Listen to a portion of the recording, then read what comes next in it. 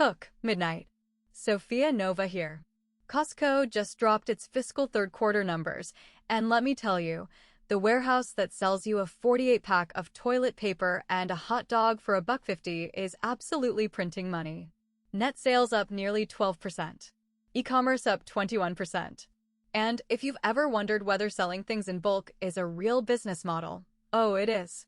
Stick with me to the end, because the membership fee number is the quiet little detail that explains why Wall Street treats this stock like a fortress.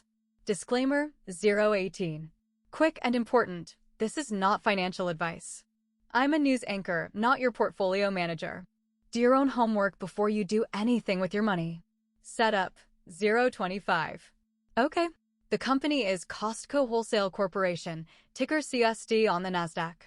On May 28, 2026, out of Issaquah, Washington, Costco reported results for its fiscal third quarter. That's a 12-week stretch ending May 10th, plus the first 36 weeks of the year. And the headline? Strength, top to bottom. The top line. Let's start with sales. Net sales for the quarter hit $69.15 billion. That is up 11.6% from just under $62 billion a year ago. Add in membership fees, and total revenue lands at $70.5 billion. For the first 36 weeks of the year, net sales are up 9.6% to $203 billion. $203 billion. With a B. Comparable sales. Now here's the number that really matters to retail nerds like me, comparable sales. That strips out new store openings and tells you how the existing warehouses are actually doing. Total company comps? Up 9.8%. Even when you strip out gas prices and foreign exchange swings, it's still a healthy 6.6%. The US was up 9.4%. Canada, 10.7%. Other international, 11.2%. This is broad-based strength, not one region carrying the team. The e-commerce story. But the showstopper? Digitally enabled sales. Costco's e-commerce engine up 21.5% for the quarter. 21.5%. For a company people still think of as purely a brick-and-mortar bulk warehouse, that online growth is the part of the story the market is going to obsess over. Profit. Profits followed the sales right up the chart. Net income for the quarter came in at $2.19 billion. That's $4.93 per diluted share. A year ago? $1.9 billion, $4.28. So earnings per share grew about 15% year over year. Operating income climbed to $2.8 billion from $2.5 billion.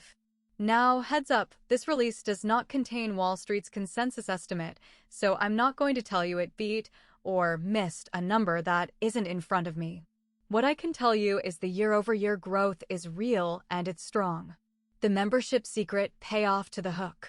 And here's that quiet detail I promised you. Membership fees. They rose to $1.37 billion for the quarter, up from $1.24 billion. Why does that tiny line matter so much?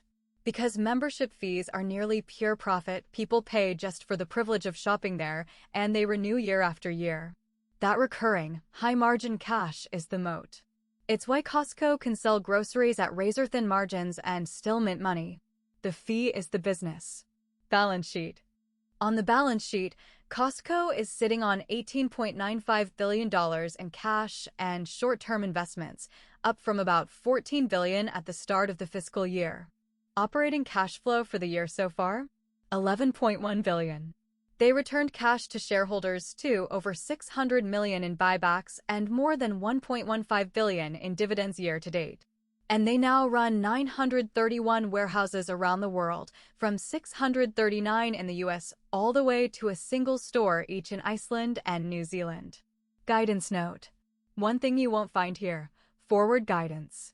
Costco famously doesn't hand Wall Street a forecast. They let the comp sales numbers, which they report monthly, do the talking. So if you're hunting for a raised outlook, that's just not how this company plays it. Wrap.